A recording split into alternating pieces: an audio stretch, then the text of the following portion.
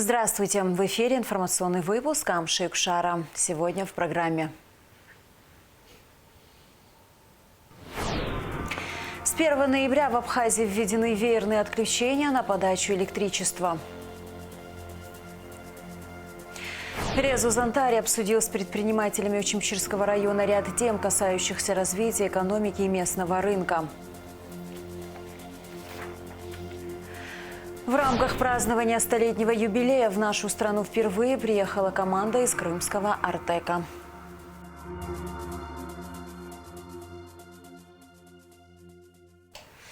С 1 ноября в Абхазии введены веерные отключения на подачу электричества. Как долго они продлятся, узнавала Шазина Ханагуа.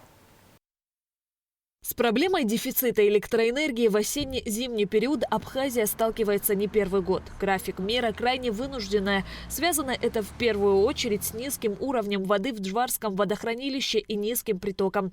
График подачи электроэнергии вступает в силу с 0 часов 1 ноября. 4 часа в сутки у абонентов не будет электроэнергии, 2 часа в течение светового дня и 2 часа ночью. Сложился большой дефицит. В связи с этим руководством были проведены переговоры с российской стороной. Значит, 60 миллионов киловатт-часов будет осуществлен переток в ноябре месяце. 120 миллионов предусматривается переток в месяце декабре, для того, чтобы более или менее сгладить создавшуюся ситуацию. Вот. Что касается сегодняшней нашей ситуации, сложившейся максимально, насколько можно было сделать график более или менее щадящим, так скажем, в первую очередь предусмотрев там объекты социального значения, объекты жизнеобеспечения вообще в республике. И это самый оптимальный и максимальный график, наиболее мягкий, который мы сегодня смогли составить и пустить в работу. Бесспорно, веерные отключения электроэнергии приносят массу неудобств населению. Следует отметить, что рано наступившие холода существенно увеличили потребление электроэнергии в сравнении с прошлым годом. Гендиректор Черноморэнерго Тимур Джинджоли отметил, что все будет зависеть от притока воды и погодных условий. В случае усугубления ситуации или ее улучшения график будет пересматриваться. Проблема обеспечения населения Абхазии качественной электроэнергией актуальна для всех районов страны. Руководство Черноморэнерго делает все возможное, а порой и невозможное, чтобы поддерживать энергосистему в рабочем состоянии. Как ранее говорил, проводятся работы по расчистке линии, проводятся подстанционные работы, проводятся линейные работы, проводятся работы на линиях 10.04, идет установка приборов учета параллельно, где задействовано очень много бригад. Работа ведется большая, но тем не менее вы все прекрасно знаете у нас сегодня в республике, что альтернативы энергоносителя тепла у нас в республике нету. Все у нас на электричестве, абсолютно все. Начиная с маленькой будки, кафе, рестораны, тепло, свет, не знаю, все на электроэнергии. К таким большим нагрузкам сети должны быть готовы. И потому у нас зачастую происходят отключения, связанные с этими работами. Аварийных отключений стало, слава богу, значительно меньше, но тем не менее они тоже присутствуют.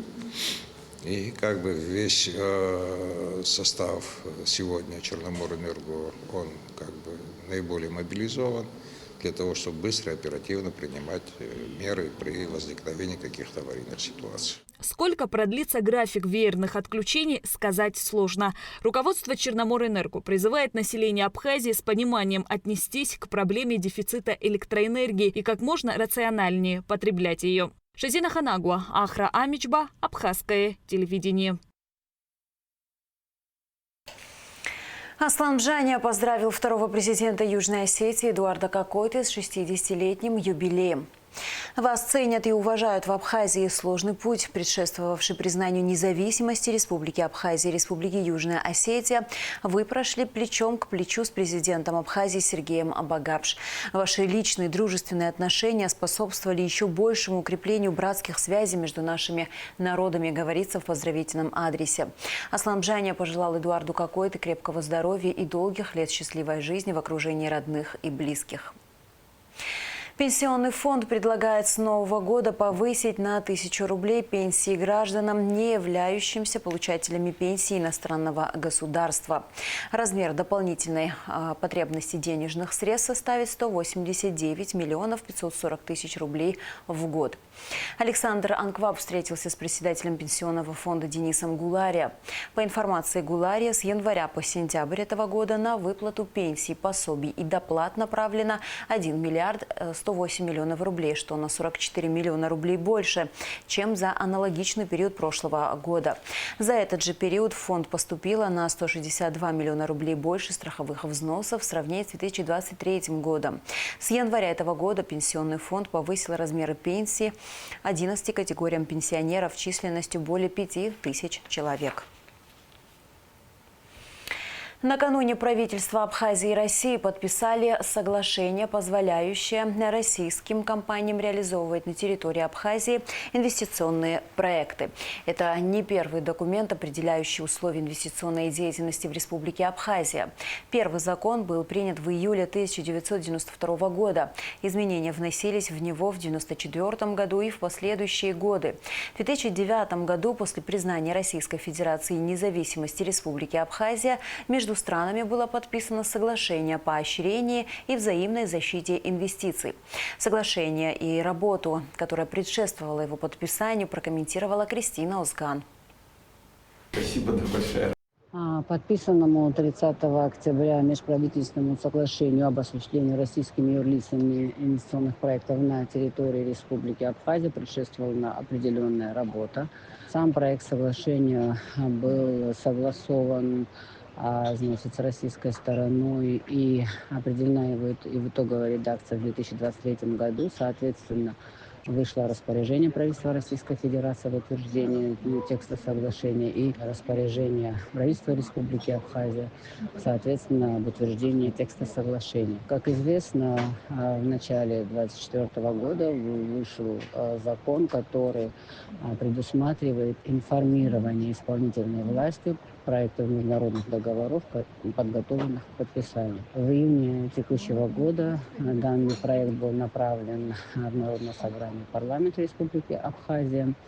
В конце июля текущего года были представлены поправки к данному межправительственному соглашению. В парламенте прошло несколько заседаний комитета по обсуждению проекта межправительственного соглашения и обсуждению тех поправок, которые были внесены депутатами парламента.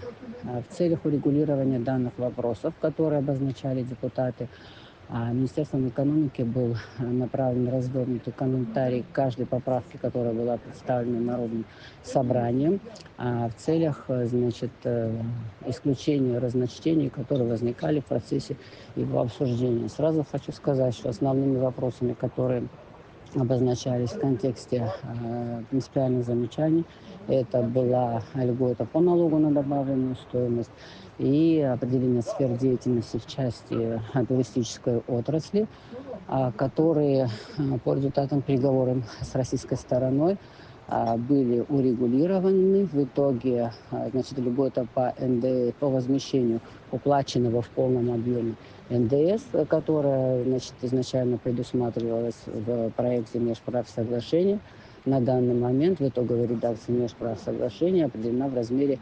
50% от действующей ставки налога на добавленную стоимость. Также из текста соглашения, значит, исключена формулировка, значит, в контексте туристической отрасли иные объекты размещения. Озган также прокомментировала вопросы права пользования земельными участками, права залога объектов инвестиций, создания и регистрации в Абхазии филиала российских банков. Озган подчеркнула, что соглашение закрепляет действующий инвестиционный режим для того, чтобы инвесторам, которые готовы вкладывать в республику значительные средства и реализовывать крупные проекты стоимостью свыше 2 миллиардов рублей, были обеспечены гарантии. И в случае, если законодательство республики будет меняться, эти изменения не коснутся тех проектов, которые попадут в государственный реестр. Все вопросы, связанные с землепользованием и, залогом объектов инвестиций, которые предусмотрены в качестве прав, инвесторам, которые будут реализовывать такие инвестиционные проекты на территории Республики Абхазия, нормы, которые заложены в данное соглашение, абсолютно идентичны нормам гражданского и земельного законодательства. Порядок предоставления земельных участков в пользование таким юридическим лицам не предусматривается иной, нежели чем тот, который сегодня действует в рамках земельного законодательства. Есть соответствующие статьи Гражданского кодекса, которые предусматривают право на предоставление в залог объектов собственности, а объекты инвестиций будут, безусловно, являться объектами собственности. Поэтому ничего противоречащего действующему законодательству Республики Абхазия в этой части соглашения не содержит. Также отдельно хочу сказать, что в вопросах регистрации на территории Республики Абхазия филиала российского банка с государственным участием вытекает, в принципе, из действующего закона о банках и банковской деятельности, который, в принципе, предусматривает создание на территории Республики Абхазия дочерней структуры иностранного банка. В данном случае мы в соглашении предусмотрели ограничение данной нормы, которая предусматривает не регистрацию дочерней структуры, а именно филиала с ограниченным набором функций, которые будет определять Национальный банк Республики Абхазия. Сразу хочу также обратить внимание на то, что вопросы, связанные с льготами по налогу на добавленную стоимость, это не новизна, которая предусмотрена в данном соглашении исключительно только для российских юридических лиц, реализующих инвестиционные проекты на территории Республики Абхазия. Аналогичная норма содержится в законе об особых экономических зонах, где предусматривается, что в пределах особой экономической зоны могут реализовываться проекты в различных сферах деятельности без ограничений, а также таким проектам предоставляются льготы в виде освобождения, полного освобождения от уплаты налога на добавленную стоимость и ввозных таможенных пошлин на 24 и 5 лет с момента начала деятельности. А в соглашении предусматривается возмещение фактически уплаченного налога на добавленную стоимость после ввода объекта инвестиций в эксплуатацию в размере 50% от установленной ставки налога на добавленную стоимость.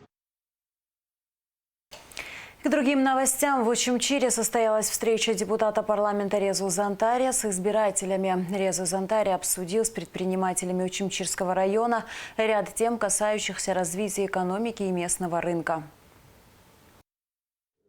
Депутат парламента от Очимчирского района, председатель комитета по экономической политике, реформам и информационным технологиям Резу Зантарий отвечает на вопросы предпринимателей Очимчиры. В зале собрались производители сельхоз- и морепродуктов, представители туротрасли. Главная тема встречи – развитие экономики и местного рынка. Большое или маленькое государство, у нас есть свой рынок. Сложился свой небольшой рынок, который мы должны заполнить за счет наших внутренних, своих трудовых ресурсов.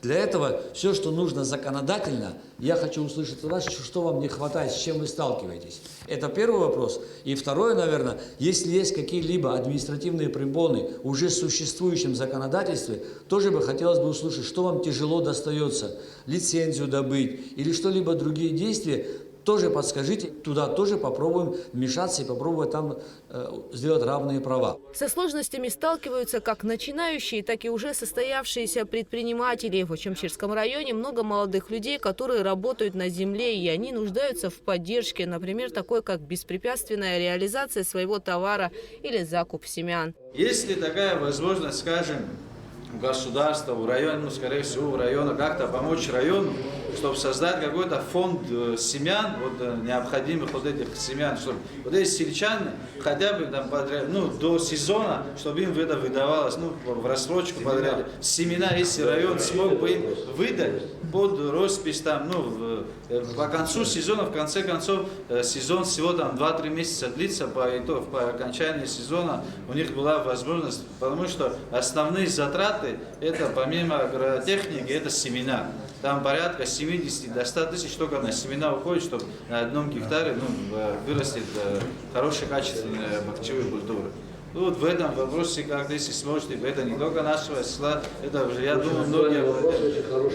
Сколько людей в следующем году планируют выращивать? Это нужно опросить через глав. План. Какой план они планируют в следующем году? Кто готов реализовывать себя именно с точки зрения выращивания сельхозкультур? Кто готов и в каком объеме? Вот это нужна абсолютно точная, максимально точная информация. После этого мы соберемся, главы и отдел сельского хозяйства, определим, и я уже пойду в правительство и буду говорить, какой вид постановления может быть реализован для реализации этого проекта. Да. Например, еще такой закон ввести, чтобы все эти объекты, особенно крупные, например, туристические, у нас много чего производится, и чай производится, и другие овощи, и фрукты, и изделия какие-то, чтобы они именно у местных предпринимателей брали, вот как-то законодательно это сделать, хотя бы с этого начать. В районе занимаются не только сельхозпродукцией, но и разведением мидии, а также создают сувениры, косметические кремы на натуральной основе и многое другое. К примеру, Беслан Квициния производит аджику, но для дальнейшего развития бизнеса ему необходим трансформатор.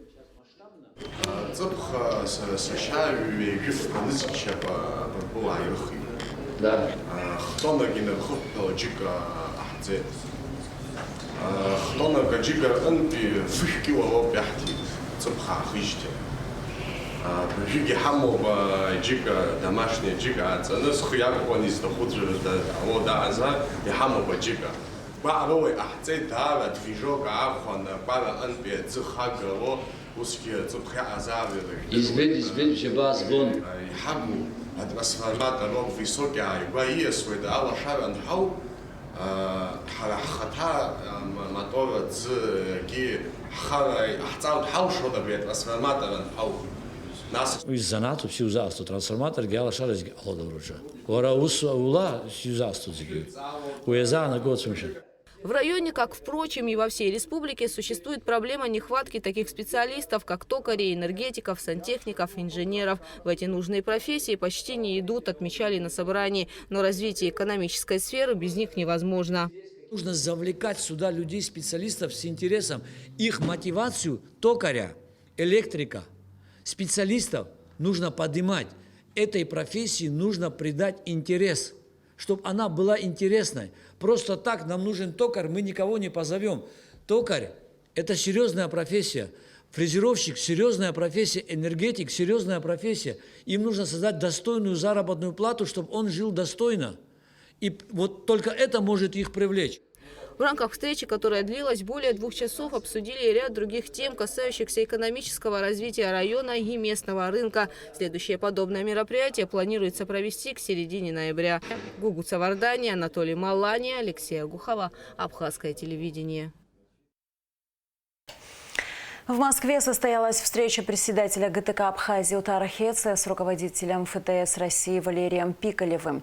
Руководители таможенных органов двух стран обсудили актуальные вопросы по линии межведомственного сотрудничества. Об этом сообщает пресс-служба ГТК. Основным обсуждаемым вопросом стало ускорение осуществления таможенных операций и сокращение времени проведения таможенного контроля на абхазо-российской государственной границе. Житель города Очамчир обвиняется в покушении на незаконное проникновение в жилище. Преступление было раскрыто по горячим следам сотрудниками уголовного розыска и милиции общественной безопасности УВД по Гагарскому району. Далее оперативная съемка МВД.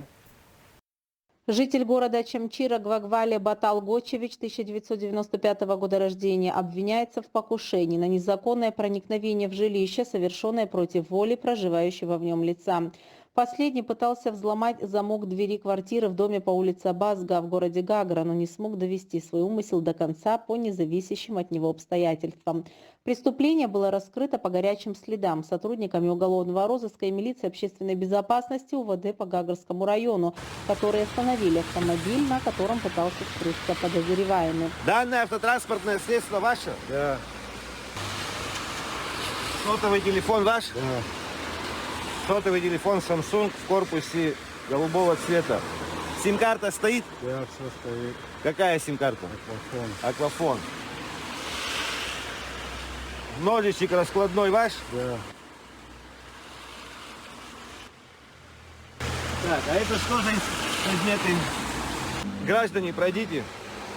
При обследовании транспортного средства задержанного были обнаружены изъяты металлические предметы кустарного изготовления. К вашему обозрению представлены предметы. В ходе проведения дальнейших оперативно-розыскных мероприятий в отношении задержанного при осмотре комнаты в пансионате, где последний временно проживал, сотрудники милиции обнаружили наплечную мужскую сумку с пластиковой коробкой, в которой находились металлические предметы. Все изготовленные кустарным способом инструменты были изъяты. До окончания следственных мероприятий гражданин Гвагвали ограничен подпиской о невыезде и надлежащем поведении. Расследование уголовного дела проводит прокуратура Гагарского района. Продолжаем выпуск. Абхазия стала площадкой для диалога и сотрудничества. В рамках празднования столетнего юбилея в нашу страну впервые приехала команда из крымского Артека. С 31 октября по 1 ноября артековцы подготовили различные мероприятия для школьников и студентов нашей страны. Сегодня на культурно-деловой платформе ГУМА состоялось торжественное открытие выставки. В мероприятии приняли участие руководитель администрации президента Бессолом Кварча, министр просвещения Инал Габлия.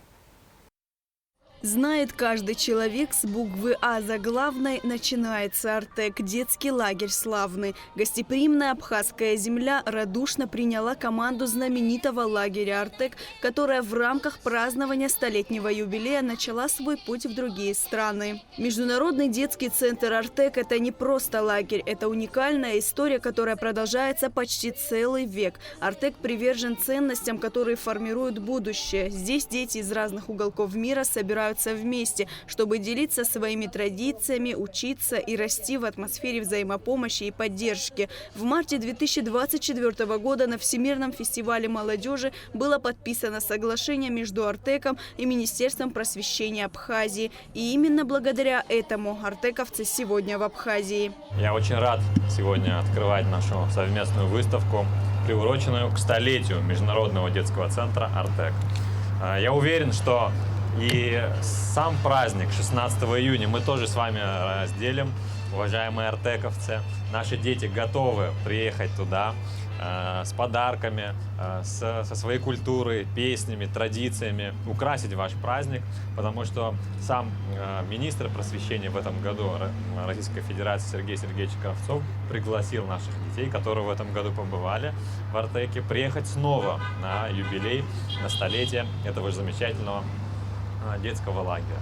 Наша дружба с вашей прекрасной республикой – это символ единства и взаимопонимания. Вместе мы сможем создать новую историю дружбы, отметил на открытии выставки директор Международного детского центра Артек Константин Федоренко.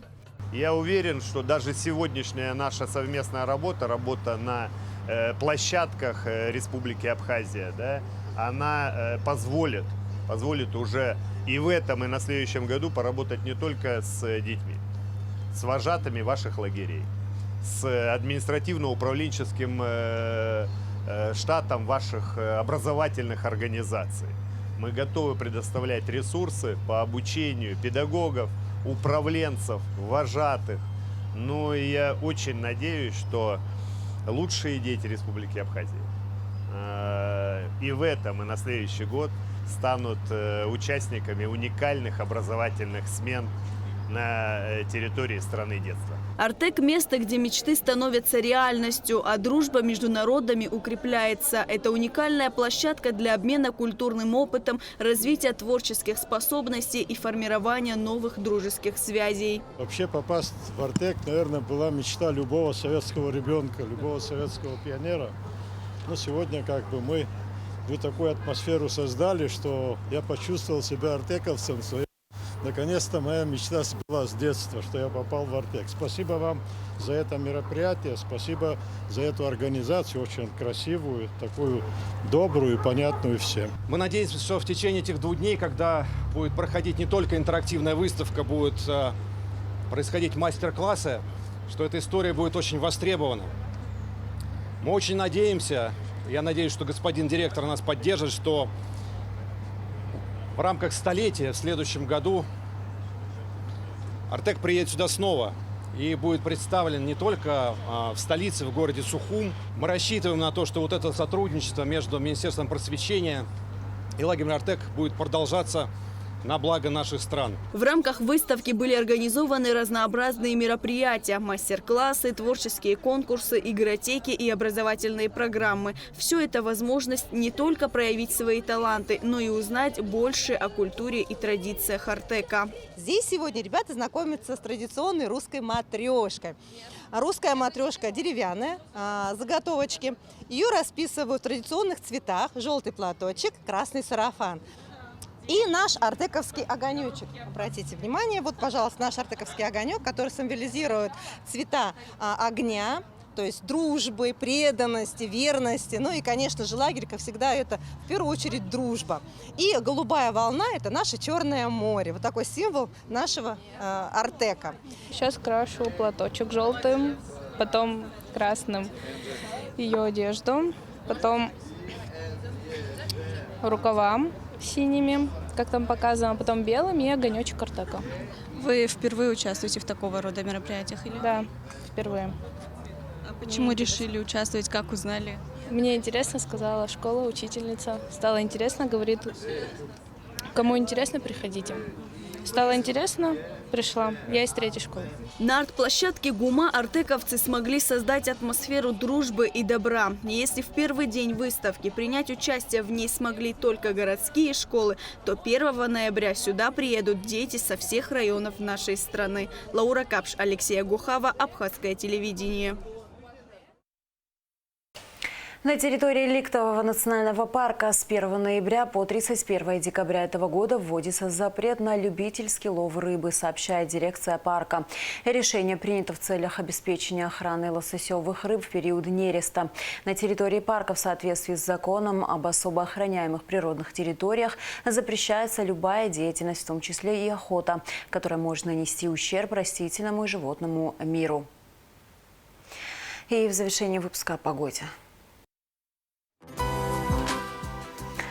В пятницу 1 ноября ожидается облачная с прояснениями погода. Местами возможен дождь, туман, днем без осадков. Температура воздуха ночью 6-11, днем 13-18 градусов. Температура морской воды 19 градусов.